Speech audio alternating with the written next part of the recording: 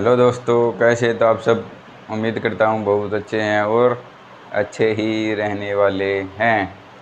तो आज की अपना जो न्यूज़ का टॉपिक है वो देखते हैं क्या है। न्यूज़ का टॉपिक है अपना आज का जीएसटी काउंसिल यानी जीएसटी। तो अभी जो न्यूज़ में आ रखा है वो ये है कि गेमिंग पे, कसिनो पे और हॉर्स राइडिंग पे यानी हॉर्स रेसिंग पे 28% ही जीएसटी को लगा दिया गया है। गेमिंग पे, ऑनलाइन गेमिंग पे, कसिनो पे और हॉर्स रेसिंग पे, इन तीनों पे क्या कर दिया है, 28% की जीएसटी को लगा दिया है।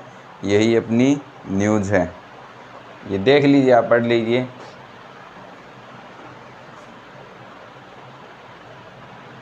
बस कुछ खास नहीं है इसमें, यही दे रखा है कि 28% की जीएसटी लगा दी गई है और ड्रग्स बारे में, मतलब दवाइयों के बारे में बता रखा है।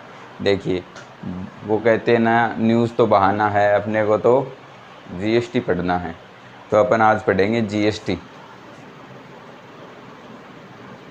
जीएसटी पढ़ेंगे दोस्तों, ठीक है।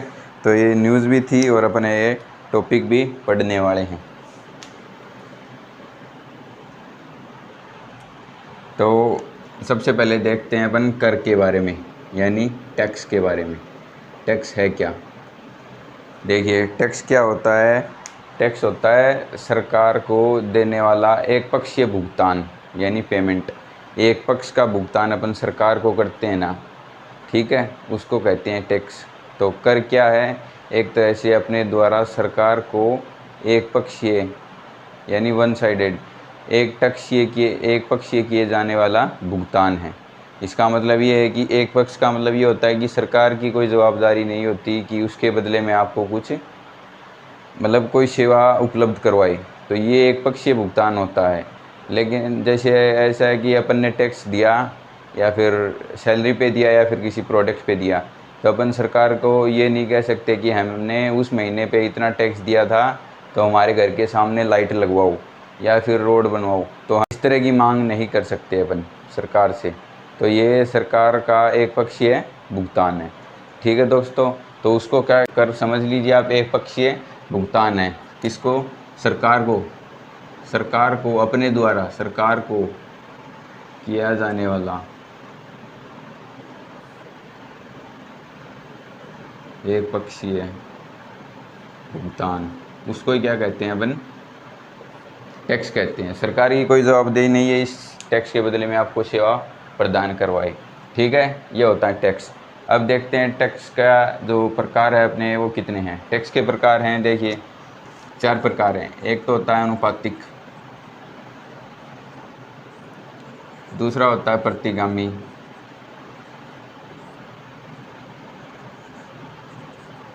तीसरा होता है अधोगामी और चौथा होता है प्रगतिशील।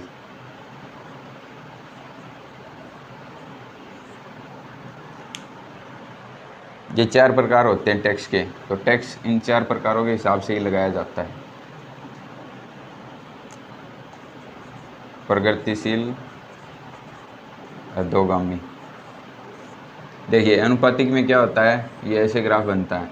यानी अनुपातिक में ये होता है कि कोई किसी की सैलरी 5,000 हो या 5 लाख हो या 25 लाख हो, या फिर कोई प्रोडक्ट 25,000 का हो, 5 रुपये का हो, 25 रुपया हो, कितने का भी रुपये का हो, लेकिन उस जो उन पे टैक्स लगता है वो एक प्रकार यानी एक समान लगता है। तो उसमें कोई टैक्स का बदलाव नहीं होता। जैसे प्रोडक्ट हैं, लेकिन टैक्स का क्या है, रेट है वो समान है। तो ये होती है अनुपातिक, मतलब कोई फ़र्क नहीं पड़ता। ये 5 रुपये, यहाँ पे 5,000 का, ये 5,000 रुपये का कुछ समान है, लेकिन टैक्स वही मान लो 10% लग रहा है, इस पर भी 10% लग रहा है। तो ये एक प्रकार का समान टैक्स हो जाता है, ठीक है दोस्तों। ये होता है अनुपातिक।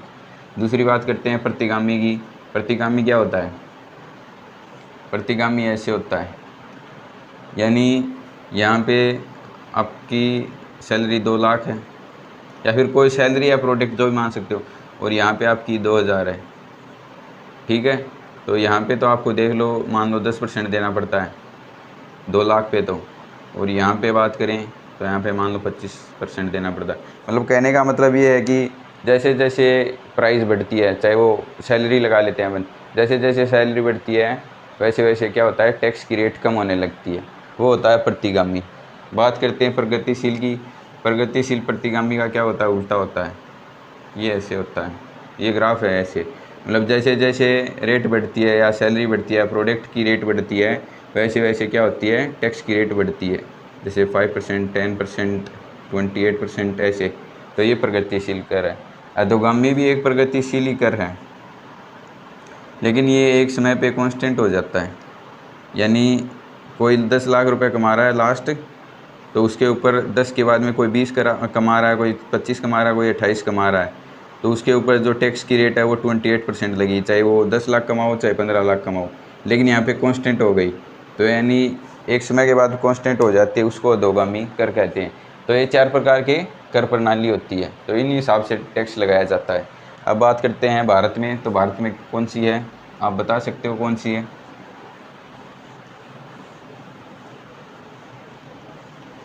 कभी सुना हो, कभी देखा हो, तो अपने प्रगतिशील है। कौन सी है अपने? प्रगतिशील। जैसे जैसे प्रगति होगी वैसे वैसे टैक्स लगेगा, तो ये भारत में कर प्रणाली। दूसरी बात करते हैं अपन, एक होता है tax of impact, impact of tax. दूसरा होता है इंसिडेंट ऑफ टैक्स।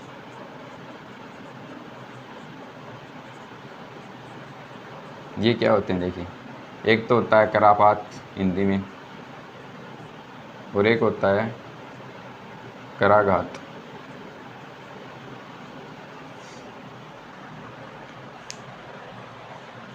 ये होते हैं करापात और कराघात। मतलब ये होता है कि इम्पैक्ट ऑफ टैक्स का मतलब होता है, ये तो एक प्रकार से कह सकते हैं अपन डायरेक्ट टैक्स है। डायरेक्ट टैक्स का मतलब प्रत्यक्ष कर।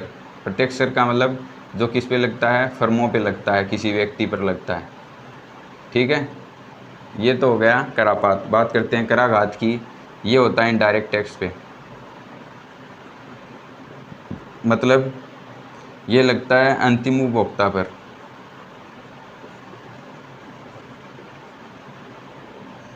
ये लगता है अंतिम उपभोक्ता पर, यानी अंतिम उपभोक्ता कौन होते हैं, लास्ट में कोई सामान जैसे बिस्किट खरीदने वाले लास्ट उपभोक्ता अपन ही होते हैं, तो अपने ऊपर लगता है, तो वो अपने ऊपर होता है इंसिडेंट ऑफ टैक्स। तो अपने ऊपर कराघात होता है, और जो फर्में होते हैं या फिर कोई नौकरी कर रहा है, कोई जॉब कर रहा है, तो उसके ऊपर जो टैक्स लगता है उस व्यक्ति के ऊपर, वो होता है करापात।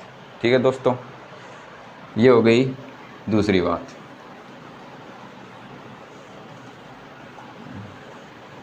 अब प्रत्यक्ष कर बाद में पढ़ेंगे, अपन बात करेंगे अप्रत्यक्ष कर की, यानी इसी में ही अपना जीएसटी आता है, तो इसलिए अपन अप्रत्यक्ष कर की बात करेंगे। देखिए, अप्रत्यक्ष कर में दो हिसाब से टैक्स लगता है, 2 टाइप से। कैसे लगता है, एक तो लगता है टैक्स जैसे मूल्य के आधार पर लगता है। एक तो मूल्य के आधार पर, जैसे कोई आइटम अपन मान लेते हैं, कोई फर्नीचर है, मान लेते हैं कोई अलमारी है, वो 2000 रुपये की आती है, और एक है वो 2 लाख की आती है। तो इस पर जो 2 लाख वाली है ना, इस पर मूल्य के आधार पर टैक्स क्या होगा, ज़्यादा होगा, और इस पर टैक्स क्या होगा, कम होगा। तो एक तो मूल्य के आधार पर लगता है, और एक स्पेसिफिक टैक्स होता है, ये लगता है वस्तु के भार पर, यानी कितना वेट है, आयतन पर, मतलब कितनी आकृति है, आयतन पर, भार पर, इस पर लगता है दोस्तों। तो ये 2 प्रकार की टैक्स इस हिसाब से टैक्स लगते हैं। किसी वस्तु है वो मूल्य के आधार पर लगता है, और किसी भी वस्तु के भार पे, आयतन पे, उस हिसाब से लगता है। तो 2 प्रकार से टैक्स लगता है अप्रत्यक्ष कर। ज़्यादातर देखते हैं तो अपन मूल्य के आधार पर लगाए जाते हैं, और ये वस्तु भार और आयतन के आधार पर ये कम लगाए जाते हैं। बात करते हैं अब अपने अप्रत्यक्ष कर में जीएसटी। कहाँ से जीएसटी निकल के आया है, थोड़ी सी राजनीति की बात कर लेते हैं। देखिए, अप्रत्यक्ष कर की सिफारिश में पहले से ये हो रखा था कि एक अप्रत्यक्ष कर ऐसा लाया जाए जो सभी कर थे, यानी जीएसटी से पहले बहुत अलग अलग प्रकार के टैक्स लगते थे, कोई इन वो स्टैम्प ड्यूटी लगता था, कोई इंसिडेंट पे लगता था, कोई मतलब कोई बॉर्डर क्रॉस करके आ रहा है उस पर लगता था। तो बहुत से प्रकार के टैक्स थे। तो एक केलकर समिति थी, केलकर या केलेकर ऐसे कुछ नाम है, केलकर समिति थी। तो उसने क्या की थी, सिफारिश की थी कि आप ऐसा टैक्स लाइए जो एक हो, यानी वन नेशन और वन टैक्स हो। तो ये था इनका मतलब। तो जीएसटी का ख्याल आने वाले व्यक्ति कौन थे, तो इनके दिमाग में आया था जीएसटी का ख्याल। तो केलकर समिति के आधार पर जीएसटी को लाया गया था। दूसरी बात करते हैं लाया कैसे गया था। तो आपको पता कब लाया गया था, 1 जुलाई 2017। ठीक है दोस्तों। तो अभी यहाँ से शुरू हो जाएगी अपनी बात जीएसटी की। तो जीएसटी को कब लाया गया था, 1 जुलाई 2017 को लाया गया था। कौन सा संविधान संशोधन किया था, संविधान संशोधन 101वां संविधान संशोधन। संसद में 101वां संविधान संशोधन प्रस्तुत किया और पारित हुआ, और 1 जुलाई 2017 से क्या हो गया, अप्रत्यक्ष कर लागू हो गया। अप्रत्यक्ष कर लागू होने के 4 टाइप हैं, वैसे तो 5 हैं। देखिए 5 कैसे हैं, 4 टाइप ऐसे हैं। 5% देना पड़ता है, और कितना देना पड़ता है, 12, 18 और 28%। 5 टाइप में ऐसे है, यहाँ पे 0 लग जाएगा। 0 का मतलब तो किसी चीज़ पर टैक्स लगा ही नहीं ना। तो यही है 5, 12 और 18 और 28%। ठीक है दोस्तों। हाँ, तो ये अपने यहाँ तक पढ़ लिया। 4 टाइप होते हैं, 5 टाइप को भूल जाइए। 0% का मतलब होता है किसी पर टैक्स लगता ही नहीं। ये थी जीएसटी की बातें, संविधान की मतलब पॉलिटिकल्स बातें। 1 जुलाई 2017 से 101वां संविधान संशोधन 4 टाइप से है, 5%, 12% और 80% और 28%। बताया गया है कि अपने जितने भी प्रोडक्ट हैं उन पे 50% से ज़्यादा ये टाइप लगती है, यानी 80% लगती है। 50% से ज़्यादा वस्तुएं हैं उन पे 80% जीएसटी लगती है।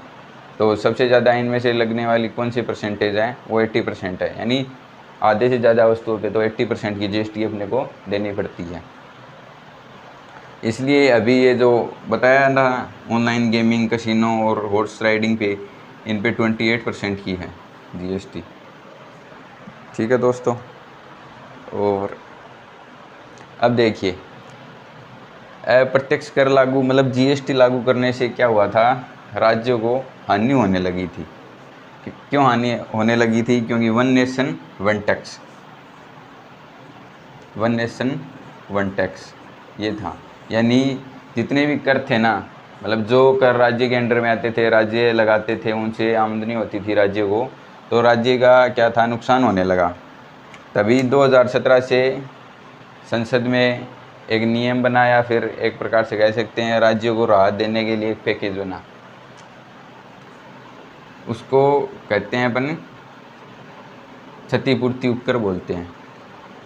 मतलब जो भी आपकी क्षति है उसकी पूर्ति करेगा, और उपकर यानी सेस, तो ये सेस है। ठीक है, क्षतिपूर्ति यानी डैमेज, आपके क्षतिपूर्ति को पूरा करेगा ये सेस। ये क्षतिपूर्ति उपकर क्या होता है ये देखते हैं।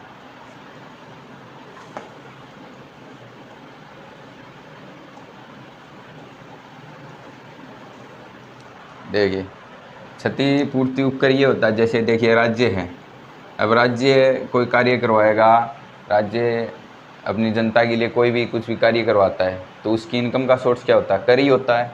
ठीक है, लेकिन उसकी इनकम का सोर्स मान लो कम हो गया, पहले 4 लाख थे अभी 3 लाख हो गई उसकी सोर्स। तो अभी जो कार्य करवाना है वो कम नहीं कर सकता, बाकी हालांकि कार्य को तो बढ़ाना पड़ता है, कम नहीं कर सकते। तो उसने क्या ले लिया, किसी अन्य राज्य से लोन ले लिया, बैंक से ले लिया, आरबीआई से कहीं से भी लोन ले लिया। तो उस जो ये क्षति हुई है लोन की, उसकी पूर्ति करने के लिए क्षतिपूर्ति उपकर लाया गया था। तो बताया गया था उपकर का मतलब राज्य देगा, मतलब राज्य देगा, वो क्या नाम, सॉरी, सेंटर देगा राज्य को।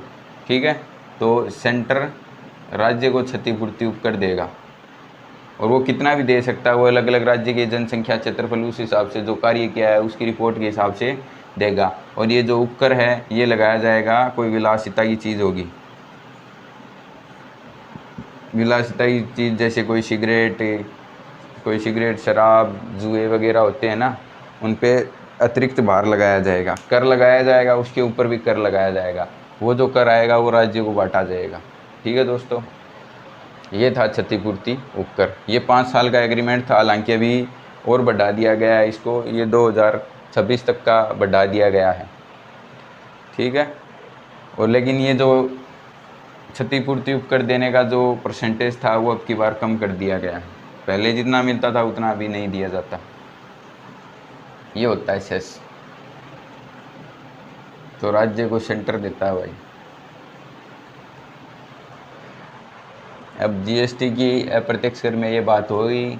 अब देखते हैं ये अप्रत्यक्ष कर लगाता कौन है, यानी जीएसटी की जो दरें है वो निर्धारित करता कौन है, संसद के सदस्य करते हैं या कौन करता है। देखिए जीएसटी बनी तो उसके बाद बनाई जीएसटी काउंसिल,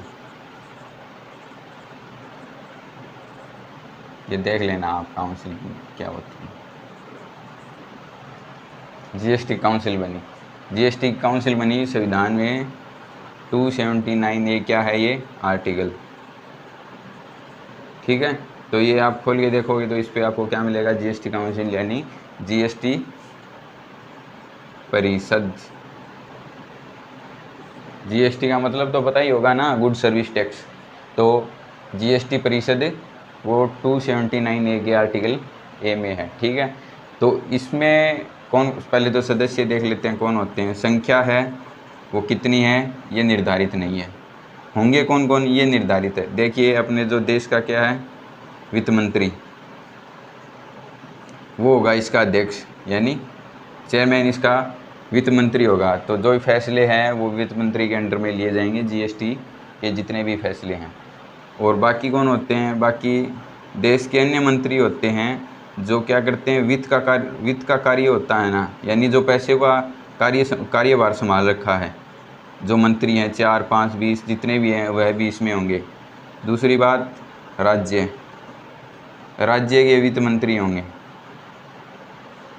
और अन्य मंत्री होंगे, सभी राज्यों के अन्य मंत्री होंगे जिन्होंने अपने राज्य में कर का कार्यभार संभाल रखा है।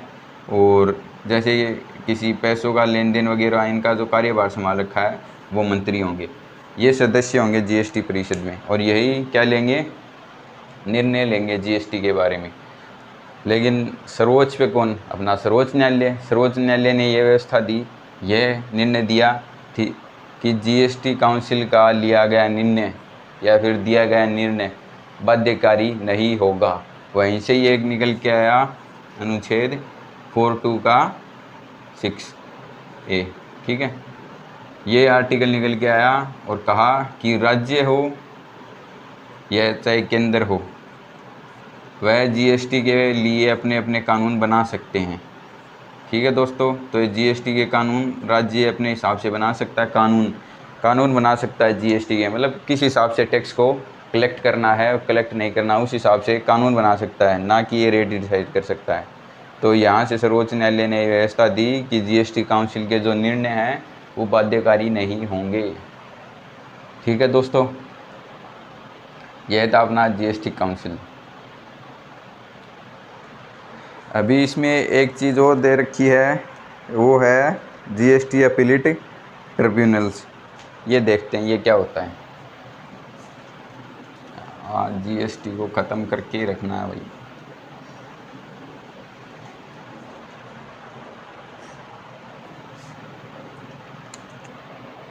देखिए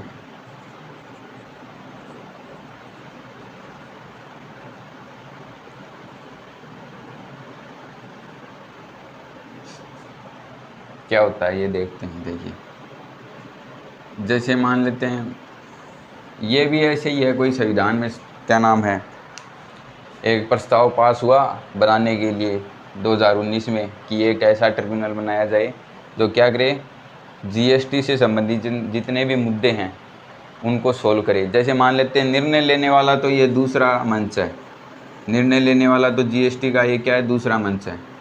लेकिन केंद्र और राज्य के बीच में जो भी झगड़ा होता है, जो भी मतलब जो जीएसटी से संबंधित है, जीएसटी से संबंधित केंद्र और राज्य के बीच में झगड़ा होता है, तो उसका ये प्रथम मंच है। यानी झगड़ा होने पे या कुछ भी कोई भी बातचीत होने पे यहाँ पे जीएसटी अपीलेट ट्रिब्यूनल में आना पड़ेगा। इसमें कौन होते हैं, तो इसमें क्या होते हैं, न्यायालय के व्यक्ति होते हैं, एक्सपीरियंस पर्सन होते हैं, ठीक है दोस्तों, तो ये जीएसटी अपीलेट ट्रिब्यूनल्स हैं।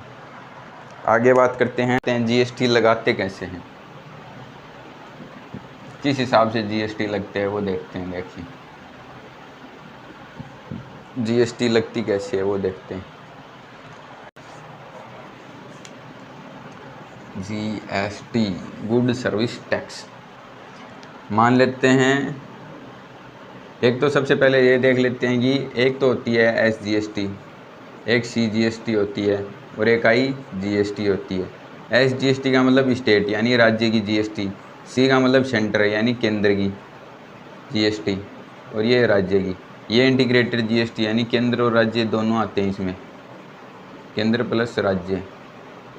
तो ये कौन लगाता है, ये राज्य लगाता है। ठीक है, राज्य को बताया था ना कानून बनाने की शक्ति है कि ये राज्य लगाता है एसजीएसटी यानी कलेक्ट करता है, और फिर ये सेंटर लगाता है। इसमें कौन सी आती हैं, जो विलासिताई चीज़ होती हैं, विलासिताई जितनी चीज़ होती हैं वो राज्य के अंडर में आती है। केंद्र के अंडर में आती हैं वो सेवा कर आता है।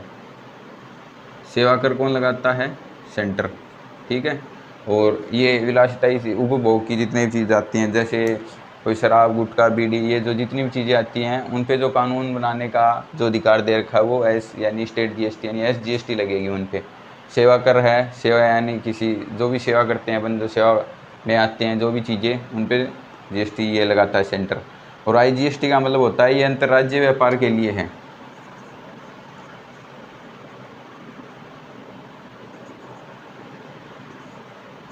अंतर्राज्यीय व्यापार के लिए है, यानी एक राज्य से दूसरे राज्य में जाते हैं ना, तो उस पर आईजीएसटी लगती है। तो वहाँ पे अपन एसजीएसटी सीजीएसटी नहीं लिखते हैं, सीधा आईजीएसटी लिख देते हैं कि आईजीएसटी लगी। आईजीएसटी का मतलब लगाने का ये है कि एक राज्य में कोई वस्तु है वो वहाँ पे सस्ती मिल रही है और दूसरा राज्य है वहाँ पे वो महंगी मिल रही है, क्योंकि इसमें जो इस राज्य में जो बन रही है, जो मिल रही है, वहाँ पे बनने का खर्चा भी कम है, लेबर भी मतलब जो कम लेता है पैसे, तो यहाँ पे वो खर्चा कम आता है, उसकी वजह से सस्ती है, लेकिन यहाँ पे महंगी है।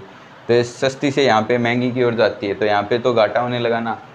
तो इसलिए इस घाटे को कम करने के लिए वो सस्ती चीज़ है यहाँ पे उसको जीएसटी लगा दिया जाएगा, आईजीएसटी लगा के उसको एक बार इक्वल कर दिया जाएगा। तो इस राज्य में जो मिल रही है और इस राज्य में जो मिल रही है रेट को क्या कर दिया जाएगा, समान कर दिया जाएगा।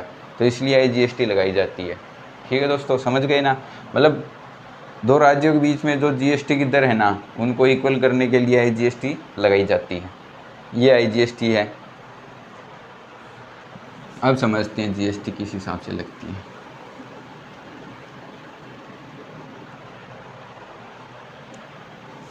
जीएसटी एक तो वेट है, वेट मतलब वजन नहीं भाई, वेट का मतलब होता है वैल्यू एडिड। ठीक है, वैल्यू एड का मतलब मूल्य संवर्धित, यानी वैल्यू एडिड का मतलब होता है जैसे कोई ये मान लेते हैं काठ की लकड़ी है, ठीक है, ये फर्नीचर है, मान लेते हैं लकड़ी है, लकड़ी से फिर किसी के पास मान लेते हैं जो काटते हैं ना लकड़ी को एकदम एक साइज़ देते हैं, ये उनके पास गई, ठीक है। उसके बाद में ये किसी कारखाने में गई, कारखाने में बनने के बाद ये मान लेते हैं कुर्सी बन गई, ठीक है। कुर्सी बनने के बाद में ये जाएगी, मान ले यहाँ पर बनती हैं, ये फिर जाएगी शोरूम में, शोरूम से जाएगी अंतिम यानी अपने पास। तो यहाँ पे जो वैल्यू ऐड हुई है ना, यानी यहाँ जहाँ से लकड़ी है, लकड़ी से फिर इसको एक आकृति दी गई, तो यहाँ पे क्या हो गया, इसमें ऐड हो गई वैल्यू। तो यहाँ पे ऐड होने के बाद में उस पर क्या लगेगी, जीएसटी लगेगी। ऐसे जीएसटी लगती है। फिर यहाँ पे कुर्सी बनी तो यहाँ पे वैल्यू ऐड हुई, यानी इसको आकृति देके कुर्सी का रूप दिया गया, यहाँ पे जीएसटी लग जाएगी। फिर ये यहाँ पे भी जीएसटी लगेगी। जीएसटी का मतलब होता है यानी बनने पे और बिक्री पे, बिक्री पे मतलब वितरण पे, एक तो बनी और एक वितरण यानी डिस्ट्रीब्यूट हुई। तो बनने पे और वितरण पे दोनों पे क्या लगता है, वेट लगता है, यानी वैल्यू एड टैक्स लगता है। और वैल्यू एड टैक्स ही क्या है, जीएसटी है। तो जीएसटी प्रत्येक स्तर पर लगता है जब वस्तु बनती है, बनने के बाद में वितरण के लिए जाती है, ठीक है, ट्रांसपोर्ट के लिए, तो भी उस पर जीएसटी लगता है। अब देखते हैं यहाँ पे भी जीएसटी, यहाँ पे जीएसटी लग गई, यहाँ पे लग गई, यहाँ पे, तब तो जीएसटी बहुत हो गई। ऐसा नहीं होता। देखिए मान लेते हैं कुर्सी 200 रुपये, मान लेते हैं काठ है इनका 200 रुपये का बना है, ये लकड़ी का है। 200 के बाद में इस पर जो 10% क्या लगेगी, यहाँ पे जीएसटी लगेगी मान लेते हैं। 10% लगने के बाद में ये इसका कितना देगा, कितना हो गया 20 रुपये, यानी 220 रुपये की पड़ी इसके ये लकड़ी, ठीक है, 10% देने के बाद में। इसके बाद में यहाँ पे भी इसके आगे जाएगा तो 20% लगेगा, यानी 22 दूनी 44, तो कितना हो जाएगा 6। तो ये मान लेते हैं 260 हो गया, सॉरी 260 नहीं 264 हो जाएगा, 264 हो गया। तो यहाँ पे 20% दे के आया है, यहाँ पे 20%, ऐसे तो फिर कीमतें बढ़ती जाएंगी, ऐसे नहीं होता। देखिए यहाँ पे 10% दिया है ना, तो यहाँ पे 20% लगाया, तो इस 10 में से इस 20 को माइनस कर देते हैं, तो बाकी का जो 10% है इसको वही देना होता है। फिर आगे जाएंगे जितने भी जीएसटी लगेगी उसमें से माइनस कर देते हैं, तो ऐसे करके पैसा क्या हो जाता है, वापस हो जाता है और कीमतें कम हो जाती हैं। नहीं तो फिर जीएसटी की कीमतें बहुत ही बढ़ती रहेंगी। एक बार फिर देख लेते हैं, देखिए 1 मिनट रुकिए। ठीक है दोस्तों, ये अपन ने समझ लिया, अभी और समझ लेते हैं। देखिए 200 रुपये का यहाँ पे आइटम बना, 10% की जीएसटी लगी, कितने का हो गया 220 का। एक बार जीएसटी लगा देते हैं, यहाँ पे 10% का हुआ, कितना हुआ इसका 22, यानी 22, तो कितना हो गया ये 42, यानी 242 रुपये हो गया। फिर यहाँ पे 10% लगेगा, ठीक है, तो 10% कितना हो गया 24.2, ठीक है, तो यहाँ पे हो गया ये लगभग इतने समथिंग हो गया, 264 रुपये का हो गया, ठीक है। तो देखिए यहाँ पे 10% की दी, फिर यहाँ पे 10% की दी, फिर यहाँ पे 10% की दी, ऐसे नहीं होता। पीछे से यहाँ से बोल देते हैं 200 रुपये में 10% की दी, यानी 220 रुपये बने, ठीक है। 10% की देने के बाद 20 रुपये, यहाँ पे 10% की देने के बाद में ये 20 रुपये इसमें से कट जाएंगे, यानी ये 222 की होगी। तो ये जो बाकी के 20 रुपये हैं ना, वो वापस इस व्यक्ति को दे दिए जाते हैं जिसने जीएसटी दी है। तो इस हिसाब से जीएसटी लगती है। और ये जीएसटी इसमें से एसजीएसटी होती है, सीजीएसटी होती है, और एक आईजीएसटी होती है। आईजीएसटी तो किसी दूसरे राज्य में जाती है तब लगती है। मान लेते हैं स्टेट में है तो ये एसजीएसटी लगेगी, और सेंटर की कोई वस्तु है तो वो सेंटर में लगेगी, यानी कोई सेवा हो रही है, यानी डिस्ट्रीब्यूट हो रहा है, तो जो परिवहन होता है वो सेवा में आता है। तो जब परिवहन होगा उस वस्तु का, तो वह टैक्स किस को जाएगा, केंद्र को जाएगा। और जब ये बन के किसी राज्य में बन रही है, वैल्यू ऐड हो रही है, तो वो किस में जाएगा, किसी राज्य में जाएगा जिस राज्य में बन रही है। तो ये इस हिसाब से जीएसटी लगता है। यह जो इनको वापस मिलता है ना, ये इनपुट टैक्स क्रेडिट होता है, आईटीसी बोलते हैं इनको। ये जो वापस मिलता है ना इनको पैसा, हर वैल्यू ऐड के बाद में इनको पैसा वापस दे दिया जाता है जो टैक्स आगे दिया गया है, तो उसको आईटीसी बोलते हैं, यानी इनपुट टैक्स क्रेडिट। ये होता है इनपुट टैक्स क्रेडिट। एक होता है सिंटैक्स होता है, यानी सिन वस्तु होती है ना, एक होता है सिंटैक्स, कोई मोबाइल का नाम नहीं है, ये सिंटैक्स है। मतलब कोई जो वस्तुएं हानिकारक होती हैं स्वास्थ्य के लिए भी और समाज के लिए, उनके ऊपर जो टैक्स लगता है उनको सिंटैक्स बोलते हैं। ठीक है दोस्तों, ये था अपना जीएसटी यानी अप्रत्यक्ष कर। अब जितने भी अप्रत्यक्ष कर, पहले जितने अप्रत्यक्ष कर थे, उनकी सबकी जगह एक सिंगल विंडो यानी जीएसटी ला दिया गया। तो अप्रत्यक्ष की बात करते हैं तो अपन ज़्यादातर 90% अपन जीएसटी की बात करते हैं, क्योंकि अप्रत्यक्ष कर का जो भार है वो जीएसटी ने संभाल रखा है। वैसे तो अलग अलग हैं, जैसे अतिरिक्त सीमा शुल्क भी है, कोई निर्यात करके कोई वस्तु आयात करके निर्यात करके आ रही है उस पर भी टैक्स लगता है, वो अलग अलग टैक्स है। लेकिन जीएसटी क्या है, अप्रत्यक्ष करों में सबसे बड़ा टैक्स अब जीएसटी हो गया है। ठीक है, तो अपन टैक्स देते हैं, चाहे अपनी सैलरी कम हो चाहे ज़्यादा हो, लेकिन अपन अप्रत्यक्ष कर दे देते हैं किसी वस्तु को खरीदते हैं तब। तो टैक्स तो हर व्यक्ति देता है, चाहे वो डायरेक्ट दो चाहे इनडायरेक्ट दो। ठीक है दोस्तों, यह था अपना कर का टॉपिक।